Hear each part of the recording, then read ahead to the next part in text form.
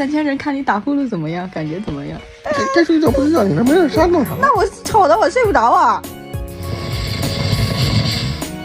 我不打算给你妈过来，我发直播呀！你给我吵醒了，刚早上还给我吵醒了呢。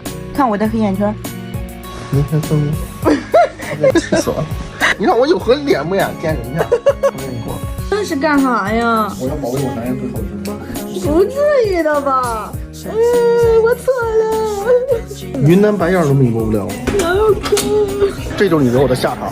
你要不给我足够的金额损失费，我就不回来了。你看到吗？我马上登机，我一会儿就走了，让你永远得不到我。真气我。